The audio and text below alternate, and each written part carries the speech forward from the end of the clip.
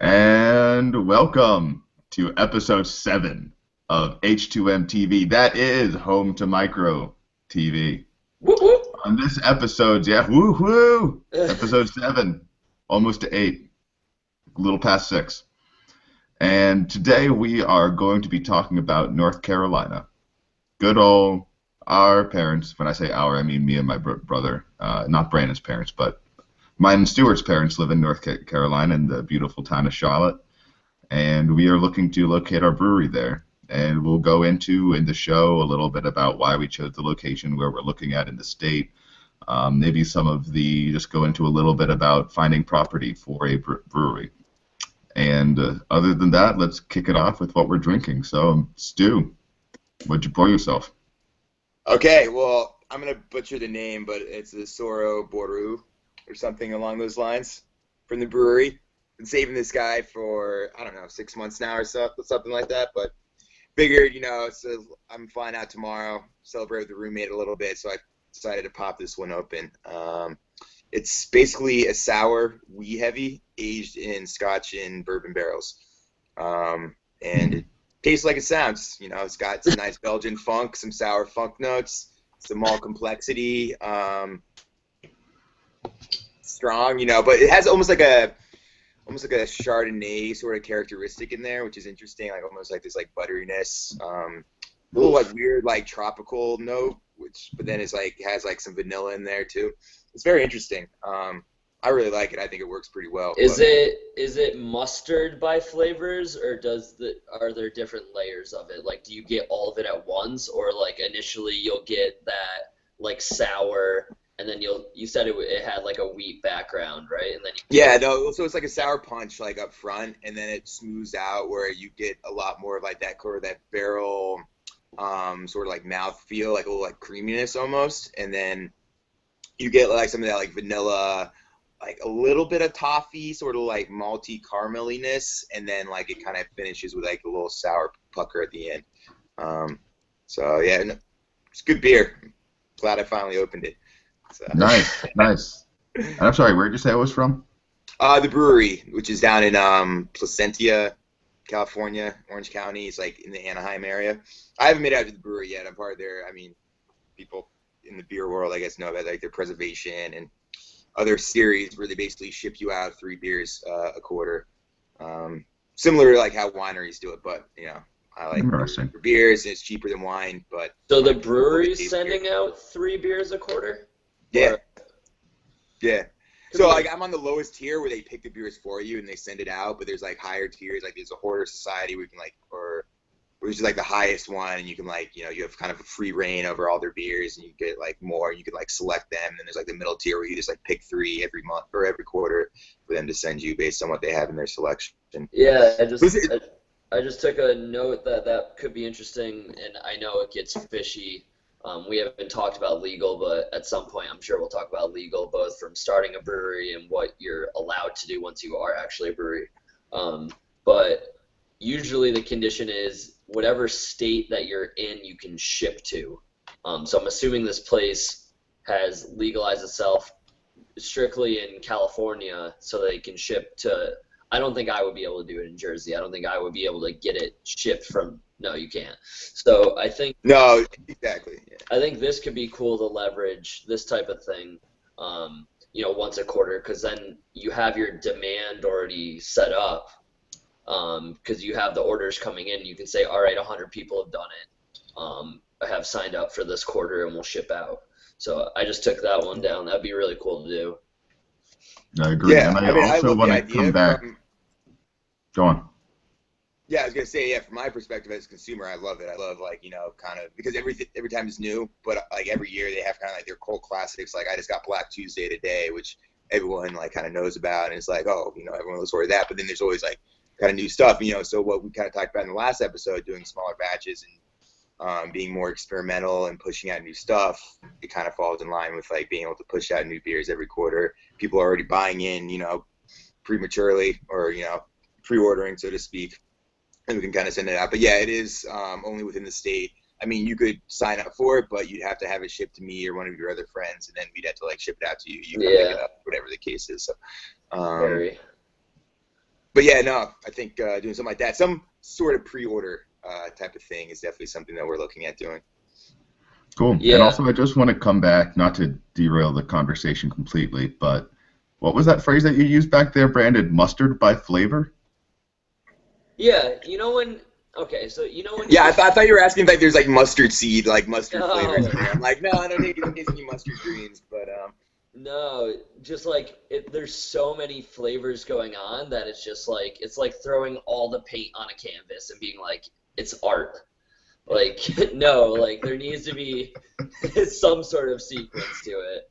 Like oh yeah, I didn't know if you were yeah, picking up like the sour with the barrel with the wheat, and it was just like you know. yeah. No, yes, it's not clashing, and it's not like too many things at once. It's definitely it's done like delicately. Yeah, it's pretty.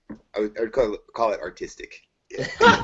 It would be like if it was like yeah, we're pointing at the paintings, I guess. It'd be like a Bob Ross painting. Everything just flows together. Right. All right, And there are dude. no mistakes, just happy little accidents. Dude, Yeah, exactly. that's it. We've talked about your beer long enough. We got to move on.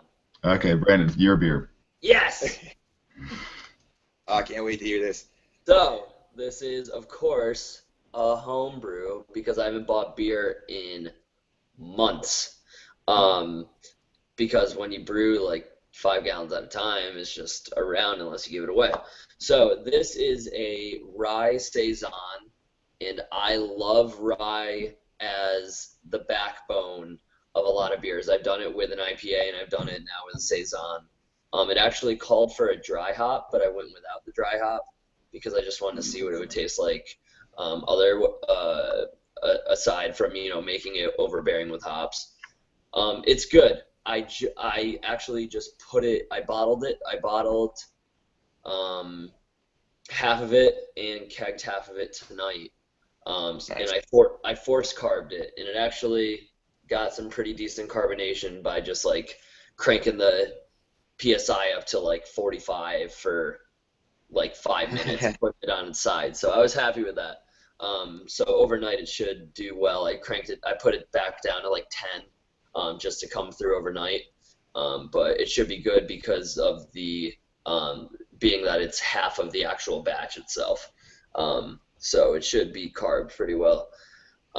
Sweet. Yeah, Did you with use like any like specialty spices or anything in there? Like no, I was anything other? just looking up the recipe that I brewed it on. Nice. Rye, two-row, and flaked rye, nothing seasoned, anything in the boil, and then just Nelson 12% throughout the boil. And Okay. you can definitely get. So I forgot which hop I used until I checked it just right now. But you can definitely tell that it's dry coming through just because the mash temperature was so low on it, and the combination of the rye and the hop profile kind of kept it down. It gave it this really dry ester to it, which was nice. So I was happy with it. I am Yeah, happy. those saisons can have some pretty good attenuation. Like what ABV are you at right now with that one? 5.7. Pretty good. Yeah. Solid. Nice and Yeah. dry. Yeah. Nice. So it sounds like you use two-row as the base. So it'd be interesting to see because I just posted the recipe for the saison that we're going to be doing for our experimental batches, and that has Pilsner as a base malt with no two-row in there. So it should be good, like for you to be able to contrast what you brewed there. I mean, obviously there's a few different other ingredients and whatnot going on, but just to see if you can tell the Yeah. difference between like the base malt is Pilsner versus two-row. I think, um, yeah, definitely. So, as anyone we obviously know, and anyone that's watching, that's into brewing or has any bit of knowledge read up on the topic, subject at all, they know that the factors that you can mess around with brewing are literally infinite, from the yeast to the water supply to the grains to the hops. Um, and I think, especially a lighter Belgian beer, a saison is so versatile that when you fluctuate some of those key factors, like adding some rye, adding a different base malt, it is a completely different beer, which is interesting. And it'd be interesting for us to play around with just because I do love rye so much. It's delicious, and I think it's because I love whiskey. So I don't Yeah. know. I think just the decision on going with rye definitely came through well with this one, and the clarity is not too bad either. So Nice, man. Nice. Well, yeah, you should like the recipe I posted. I think I put like a half pound of rye in the grain bill for that. I do like the spiciness. Like the last saison I did had rye. Yeah. In it. Yeah, really. I think it lends a little bit. Just like a little bit. So You can't like. It doesn't like you can't. When you're looking for it, you can see, but it's not something that like stands out amongst any of the other flavors. Yeah, and it's like I don't know. I haven't had any other beer on the market that's had rye in it as an active ingredient. I don't know that. I don't know if commercially people aren't adding too much rye into their beers, but this is good. I don't know. I've seen plenty of rye beers out there. Rye IPAs, rye. I think rye IPAs are kind of a common, or not. I wouldn't say common, but that's the style that you will generally see the rye in the malt bill. And kind of this spice mixed with like the hops or like some piney hops or something like that, or like some more dank hops. I think they mix pretty well together.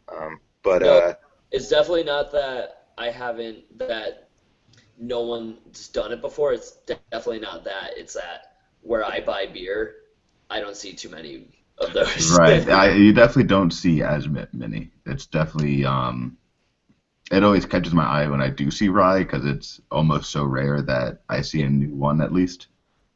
So yeah, I enjoy it. I think it adds a really nice complexity to the beer. Yeah. Right. So Bob. Okay, finally, and I haven't taken a single sip of this as we discussed before the call. Yeah. So you were talking this thing up plenty before the call started, so. So this is my last.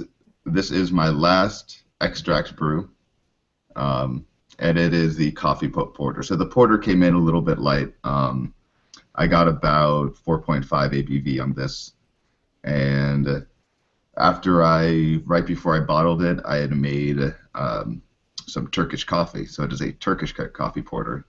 And I bottled a few just with the porter. That's still carbonating. So I bottled it just last week on Monday, I think. So it's had about a little over a week to get carbonation. It definitely needs a little bit more time, although there was still some head to it. Just needs a little bit more time to finish up the process. And then I bottled some of it straight. Then I added a cup of coffee. I bottled a few more. I added another cup. I bottled a few more, and then one more, just to make the last of it, super Turkish coffee. So this is the Turkish coffee porter number 2, or the one with 2 cups of coffee. And so it's the one in the middle then. It's like not overly coffee, not under coffee. Right, and there are 2 of those that are in the middle. One with light, one with a little bit more. So this one. So if you're Goldilocks right now, you're like right in the sweet spot. I chose this one specifically to drink. Okay. So drink it definitely comes out. It definitely when you smell it, that's definitely very sweet and very roasty, and coffee just really punches you right in the nose. So you're getting a lot of coffee off the nose. Definitely. And not as much coffee on the taste. I'm very happy with this. It definitely needs a little bit more time for the carbonation. As I mentioned, it's not bad, but it needs a few more days. Right. The porter flavors are a little bit lighter. I think if I were to change it, it would definitely be a little bit bigger. Up some of the malt ratios, especially with the extract and getting some more intricacies there.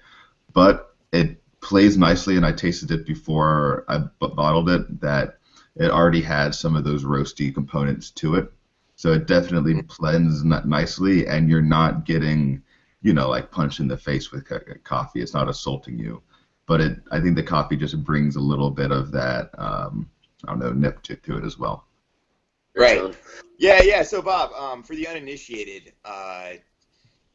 Turkish coffee is not something you'll generally see thrown out there as a means of adding coffee to a beer. Like, so sometimes you'll see cold brew and you add it in, or you add coffee during the boil, like beans during the boil, or dry hop beans or things like that. But you were the Turkish coffee route, and I know that you've kind of been the leader on the Turkish coffee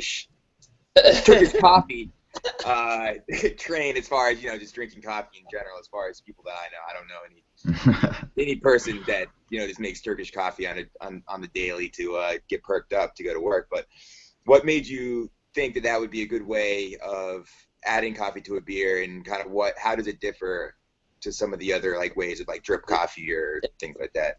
And Bob, before you answer that, I'd like to know it as well, as someone that doesn't know anyone that drinks Turkish coffee. I also don't know anyone that owns a didgeridoo.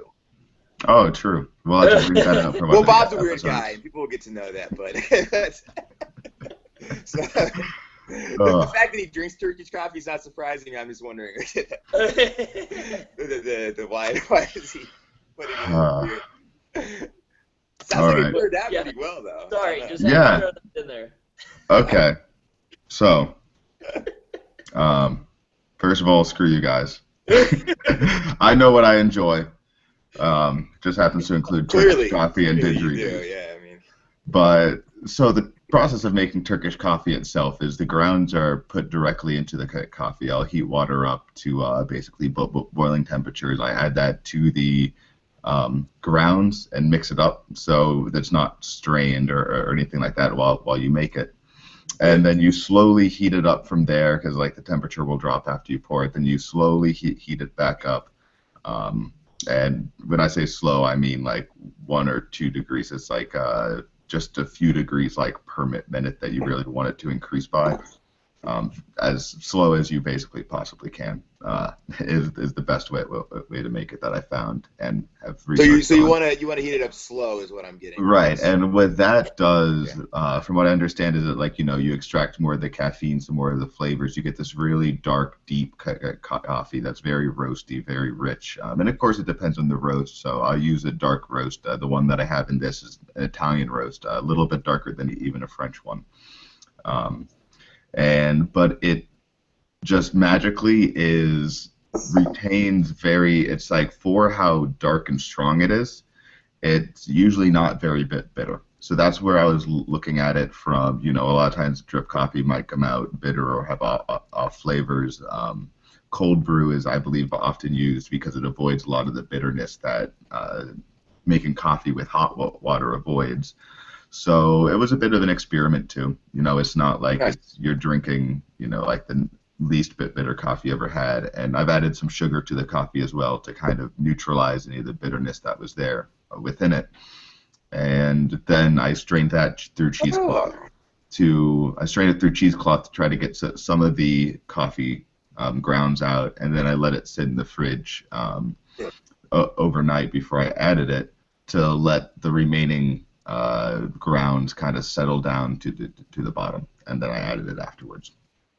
Right, yeah, so it'd be interesting to see when you drink the ones with a higher concentration of the Turkish coffee, if those exhibit some of the more bitter flavors from the coffee, or if you just get maybe the roast and the coffee notes. Also, so you said you added sugar to the coffee, so you just kind of use that as the priming sugar mixture, or do you add extra sugar to the bottom? Well, I didn't add all of the priming sugar from that would be a lot. That would be a lot. That would just add it all in oh, there. that's true. It makes sense. I know what you mean. I did use the priming sugar that I added afterwards. I just added a spoonful of it per batch, or half a teaspoon about per batch, and then the rest of the priming sugar I added as normal. Gotcha. All right. Well, sounds like a tasty one. Bring some home for Christmas. I'm bringing home. I'm bringing home the trifecta of it, so we can. You don't need to get into it. Let's move on. Tasting. I just said, come on, let's go. Okay. Now, but Bob, now that you're into all grain, you should try an all grain version of it. Definitely. Probably when I'm out in California. Yeah. Oh yeah, we'll be doing multiple double brew days when you get out here. So it's gonna happen. So cute. Oh, it will be cute. Yeah, Okay, we'll have speaking about matching moving outfits though, on. speaking about moving and getting to the main content of this episode. So, North Carolina, What a what's the deal? segue! I love it. Oh, amazing. See, that's what a good host does. He finds the opening and he segues into the next subject. No, I'm being serious, Bob. That was pretty good. Okay, sorry for interrupting, but Well, see, you ruined it by now pointing out the value of the segue, and it completely I was just derailed giving it. you some positive affirmation so that it's just because of natural progression. I never said I didn't appreciate it. All right. So, anyways, sorry. So what's the deal? Why are we North choosing North Carolina. Carolina, guys?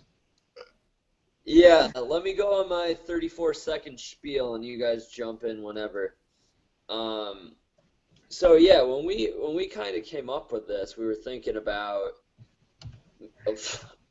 honestly, there was about 1,000 different factors to take into consideration when we wrote this bad boy out on what style of beer, what location, what type of value prop we would be giving, how do we distinguish ourselves in a growing saturated market, soon to be saturated market. I don't think it's quite there yet. I think the democratization of good beer is happening right now, and it's very much on a local basis where your local coffee shop is very similar to your local brew pub or brewery.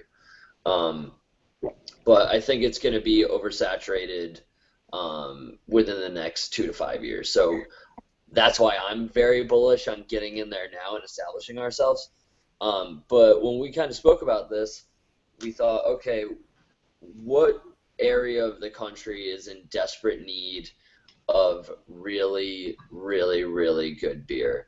And we thought down south. I have a warm spot in my heart for North Carolina, just because I've been down there a few times, and I've enjoyed it every single time. And I think you get a lot of different places in North Carolina that bring different things together. For instance, Charlotte has the city vibe. It's the biggest place in North Carolina. Asheville is the mountains. Wilmington is right on the coast and the water. And then you get RTP that has very much of a corporate college feel at different areas, and then also Winston-Salem, the same type of thing. So we thought, okay, and to be very transparent, we thought, okay, what can be the cheapest place that we can do this, have a growing market, have some success. We looked at some of the statistics, the demographic information, what other breweries were around the areas that we're looking at, and decided that with the style that we were going for, as well as what we were trying to bring to the table, there's a few places we're looking at right now that would be interesting around the Research Triangle Park area. So for those that aren't aware, Durham, Raleigh, Chapel Hill, that's Research Triangle Park, as well as Winston-Salem, which is a little more west of that area. And what we wanted to do, we didn't want to go in a place that was overly saturated with beers. We wanted to start somewhere that there was a handful that were establishing themselves and in a growing area. So Stu's actually heading back there tomorrow. Are you leaving early in the day or what? No, yes, I'm leaving about 1 in the afternoon. So with Okay. the 3-hour difference, by the time I get there, I'll be getting around 9. But yeah, I'll be driving. So I'm going to Charlotte, driving out to Durham to visit a buddy. We're definitely going to hit up a brewery or two. So that's a good opportunity to get in with some people out there as far as the brew scene. So, and also, I mean, it would be great just to talk to some brewers kind of not only around the Triangle, but then around Charlotte and maybe kind of in the middle of the state as well, just to get their perspective on where some up and coming beer towns. And I think, Brandon, you were like getting into this where it's a good demographic. People are knowledgeable about beer. There's definitely a beer scene in North Carolina. I mean, Nashville has like 20 something plus breweries out there. And then Charlotte has just had a bunch open up, in the last 5 years. But more towards like the central and even towards the coast, there's a good amount of breweries, but it hasn't been like nearly saturated like that. Yeah. That makes sense. And that's kind of like what we're focusing on, like where we'd like to open up, because people like know their beer. People are traveling North Carolina to get their beer, but there's still like a market there where we can open up. Right. It's cheap, not only for the brewery perspective, but then just like cost of living for us. It's like, okay, Yeah. you know, like you know how, you know, it has a beach, so we can, you know, when we finally get like a few hours off, maybe like dip our toes in the sand. Who knows when that'll ever happen, but or go to the mountains and do things like that. So I mean, it's like a place to live. It's pretty cool. It doesn't get too hot. It's pretty hot. I've only been there for a couple summers, but the winters are pretty mild. But who knows? Well, Yeah. it's like they're experiencing 60-degree weather right now, but who knows how long that's gonna last. But just in the perspective of a brewery, I mean, I think it's a great place to kind of set our roots, at least starting out. Hey, Yeah. come spend a summer here in Houston. You'll feel the heat. That's right. Yeah, It'll be true hot. yeah. You won't have to wear deodorant like for like the first summer you're there. Your body will be like, oh man, this is amazing. And then, Right. like, It'll be sweater weather for me. But Brandon, I also would like to point out that your 30 to 40 second spiel actually lasted for 3 minutes and 11 seconds. Oh, good to know we have Bob. Thank you for timing. Of course. As soon as you said, like, bear with me for this short 30 to 40 second spiel. Bob's like, this is gonna go. I was right on it. This is gonna be a 10-minute soliloquy on North Carolina. Yeah. I was actually impressed that it was only 2.5 minutes over. So props to you. Thank you, Bob. But yeah, I think we've all given really our 2 cents on it. Bob's probably going to go into a little bit of why we enjoy North Carolina. But just to reiterate, I'm assuming people watching or people that are going to watch us haven't done too much research in how much it actually costs to start a brewery. Equipment's one thing. The licensing, the legal, the zoning, the whole nine, and we're going to talk on that, because when we came to bring the show to fruition, we said we wanted to have a show for people that wanted to open a brewery at some point in time, that they could go through sequentially of what we're doing, 3 different parts of the country, and how we can do it and start a brewery somewhere. And we wanted to be that resource for people, as well as entertainment, because I'm pretty sure 15 minutes of the beginning of this episode we talked about what beers we're drinking and the mustering of flavors. But they're mustering. They're mustering, all right. But yeah, no. So like, to be very honest, we're starting this thing on a shoestring. We're not looking for outside investment initially.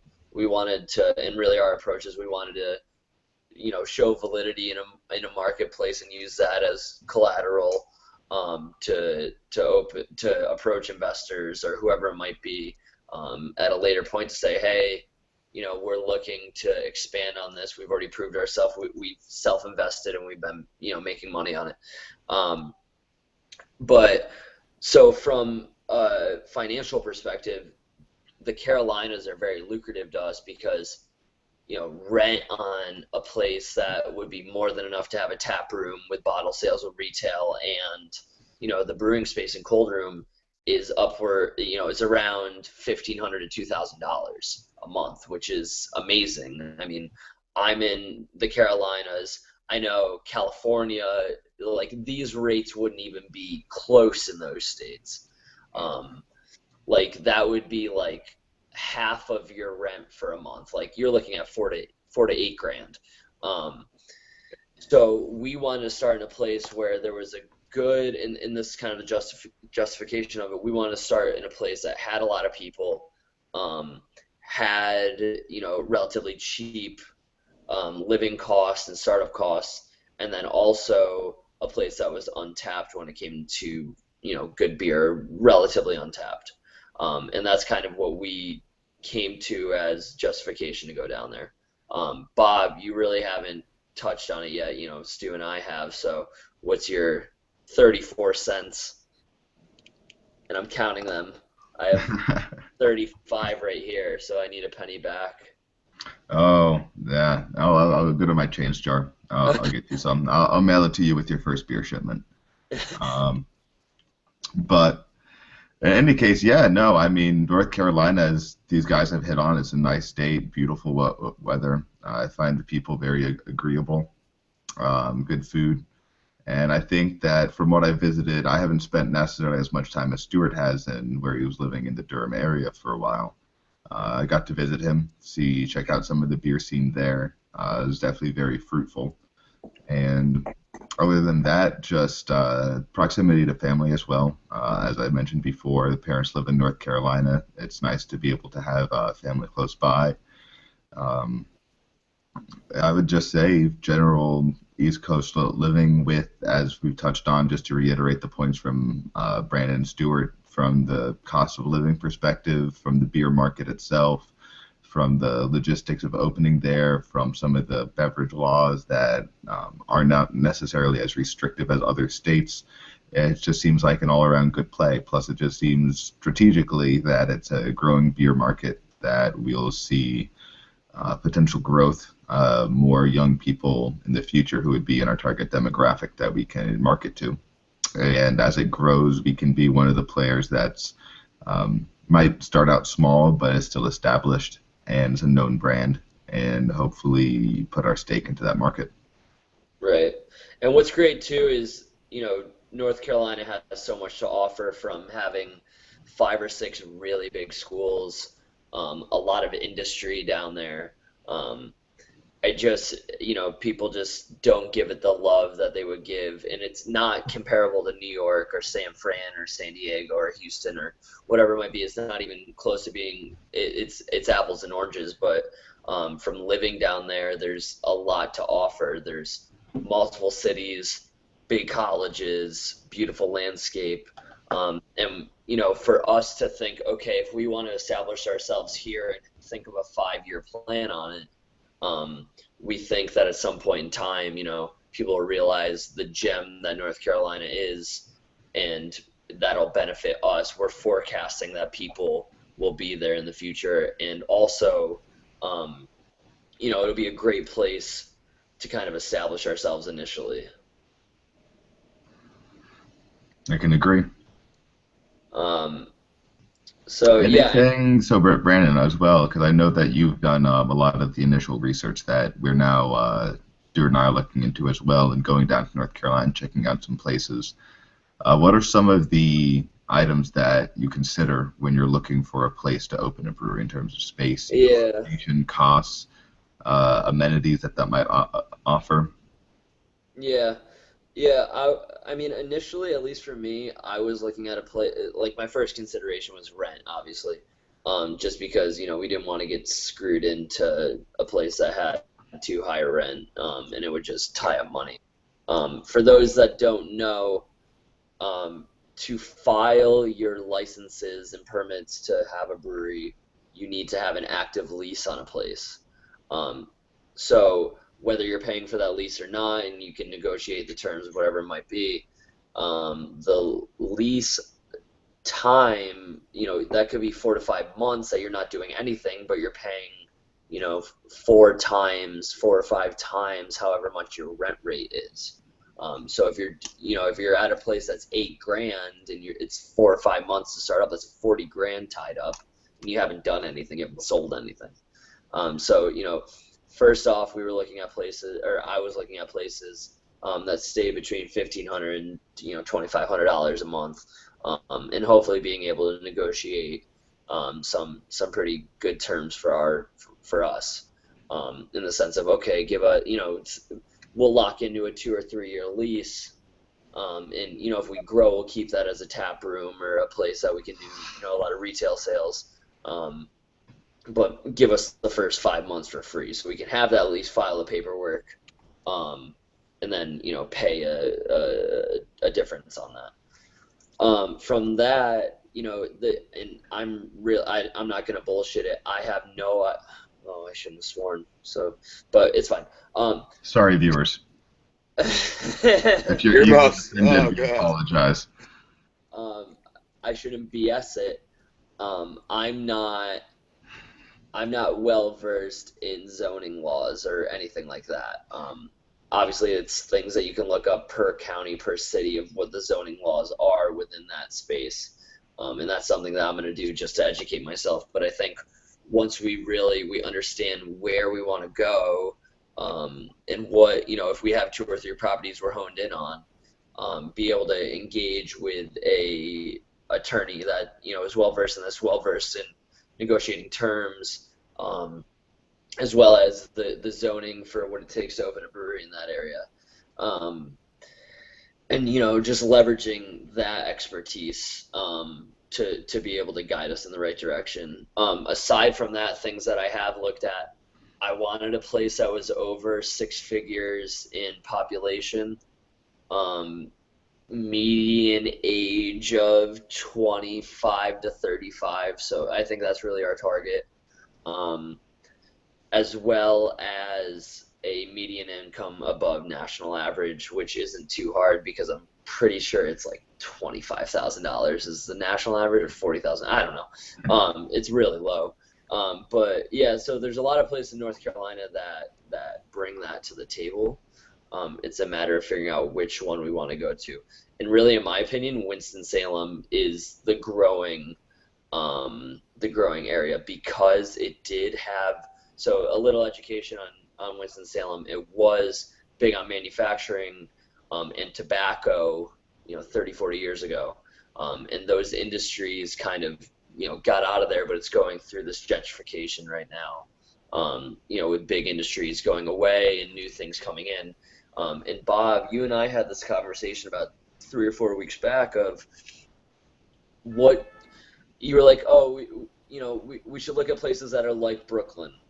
And I agreed with that, absolutely. But what I was thinking is, what are the places that are like Brooklyn 30 years ago, before Brooklyn, the brewery, actually got in there? Because when they got in, it wasn't cool to be in Brooklyn. Like, you were crazy to live in Brooklyn then. And now it's, all the hipsters move there and rents like $4,000 a month. Um, so what I was thinking is, okay, what type of space is like Brooklyn 20 or 30 years ago that we can kind of ride that wave, and when it blows up, we blow up. And that's what I was kind of thinking. Yeah, I can't wait to grow out a handlebar mustache. It's gonna be awesome. And like Hmm. wear wide brim glasses. No, we don't need to be hipsters. I'm just saying Oh, from okay. I'm saying from a business perspective, being in a place that's on the cusp of blowing up. On the But cusp of getting hipsters. yeah, hopefully not. Yeah. No. Yeah. You know We're what I'm not pro saying. or anti hipster. It's just I'm just. Um, You know what I'm well, saying. at So least I know. I can't speak for Bob, but no. I mean, I'm definitely in agreement. I think Winston-Salem is definitely a targeted spot, or even some places around there, like yeah, Greensboro, Burlington, or whatever. But yeah, I'm looking forward to spending a couple weeks out in North Carolina, driving across the state a little bit and checking out some properties and some other breweries. I know Foothills is out there in Winston-Salem. I was doing some Googling yesterday. It looks like they have another small tap room out there, which is pretty much, it's kind of, they do craft brews on site, like kind of a nano brew type of thing, and there's some small plates. But so they have a couple things, but it looks like they could have at least one more, and we'd like to be that extra brewery in the town. right, and to that point, like, it would be concerning to us if no brewery was there. Hmm. Just because, like, in that this is respective to any other place, if you, or not any other place, any other business that you're trying to launch. If no one has treaded that territory, you should be a little concerned, because, or if no one actively is there in that area, you should be a little concerned because A, they tried and it didn't work, or B, there's no demand for it in that area. Um, which is a good lesson. I mean, competition from that perspective is good, because it shows that there are people actually willing to pay for, in our case, really good beer. But whether it's, apps or technology or whatever it might be. If there's no one in the space that you're looking, you should be a little concerned. So necessarily having 3 or 4 different breweries there doesn't really concern us much because from our size, we're not really even competing with them, at least initially, because we are on that nano scale. We are niche. We're coming out with, different brews every time that you come in, where these guys, you come in, you get your same thing, your same good beer as at a craft microbrewery. Right, yeah. When you're like the first one moving in into like a town, we're like the first brewery or something like that. Yeah, there's a lot more risk involved because you don't know. Is it just because no one's tried, or they tried and failed? Were they incompetent, or what did they do? And it's the type of thing we have to kind of convince people like, hey, beer is a thing. You have to drink it. There's a lot more prep work, preparation that goes into everything as far as like getting people primed, knowing that a brewery's coming in. Do they even like beer? Do you have to convince them to like good beer? All that sort of stuff. But when you already see a couple breweries flourishing in areas, okay, people know about good beer, they like good beer, and they're probably very welcoming to some more options as far Right. as what they're drinking on a regular basis. That and also the brewing community isn't really a hostile environment. Like you could, Stu, for instance, and myself, Bob has yet to go in and chat with some of these guys, but he's gonna in California when he heads out there. We sent out a few emails, a few phone calls. Hey, can we come in? See your place, talk beer, talk the business, and that's the same for the brewery that's across the street from another brewery where they're very collaborative. They're working together to get beer or to get grain a better cost on grain by doubling the amount of grain that they're ordering by ordering it together. Like it's not very much a Apple, Google, Apple, Samsung type of dichotomy where people are really just going at each other. It's very much more of a collaborative thing where people are able Yeah, to brewers are able to share information, help each other out because it is a pain in the butt type of industry to be in. yeah, exactly. Yeah, we're not trying to Mhm. generate additional revenue every year to Yeah. satisfy our stockholders. It's how do we brew the best beer possible and satisfy our customers' like taste buds and Yeah. stomachs? And Mhm. I think that's something that I know lures me into the beer industry. Is it's still competitive and we inspire each other, but it's not like withholding secrets or kind of throwing someone under the bus or anything like that to be able to get ahead. I think it's very collaborative and helping Yeah. community. Right. The goal is to have good beer for everyone in the world rather than, be the only person making beer in the world. Yeah. Yeah. All right, and with that, Bob, put a bow on this thing. I think Okay. we've ran long enough. Yes, and we're coming just upon 45 minutes here, so I do want to Whew. wrap it up because I am worried about our viewers and whether or not they want to listen to us ramble for that long. So, thanks for everyone. Thanks for joining us here on Home to Micro TV. That is H2MTV, and I did it backwards there. Shoot, that's the first time that I've messed that up. Well, you can't win I them didn't all. notice until you pointed it out, just like I pointed out your segue earlier. So, You can't win them all, but anyway, uh, to all a good night, and however the rest of that saying goes.